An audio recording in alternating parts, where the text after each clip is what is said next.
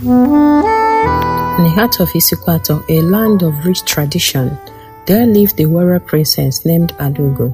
She was known not only for her beauty and strength, but also for her fierce spirit.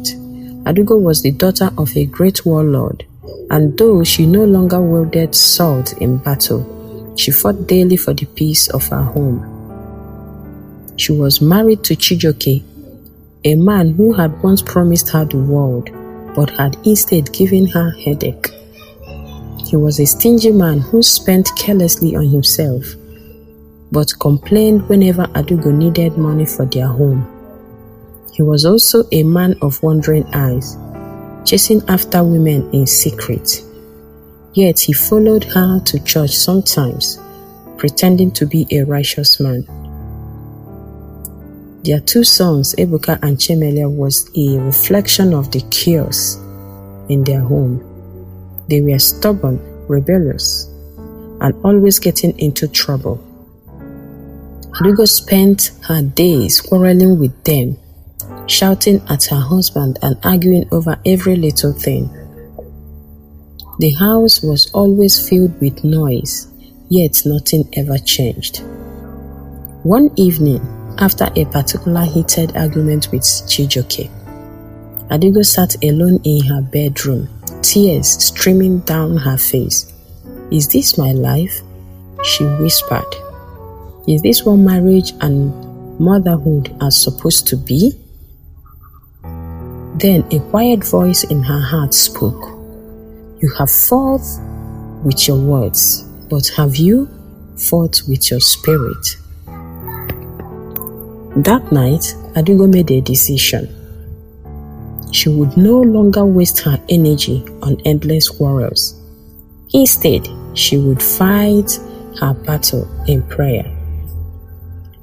She woke up before dawn, knelt before her God, and cried out for her family.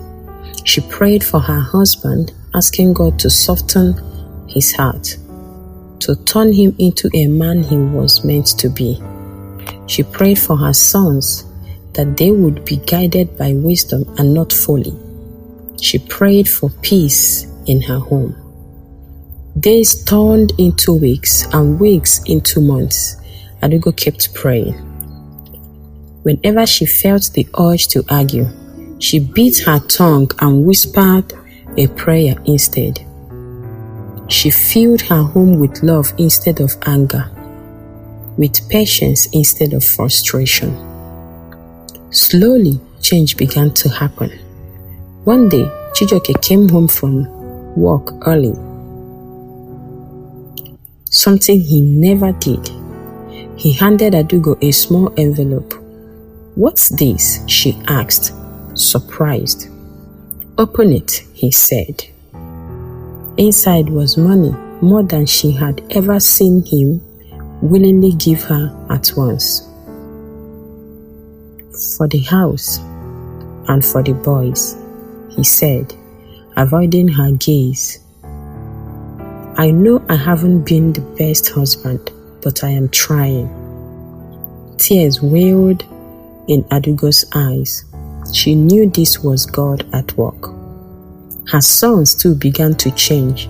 Ebuka, who used to be disrespectful, started listening more. Chemele, who was always getting into trouble at school, started improving. Their home, once filled with arguments, became a place of laughter and love. One Sunday morning, as Adugo got ready for church, she turned to see Chijioke, already dressed, waiting for her. "You are ready?" she asked, surprised. "Yes," he said with a smile, "not just for church, but to be the man you prayed for." Adugo smiled, her heart swelling with gratitude. She had won not with quarrels, but with prayer. She had fought her greatest battle, and through faith, she had conquered. And so, the warrior princess of Isuikwuato remained victorious, not just in battle, but in her home, where love and peace now reign.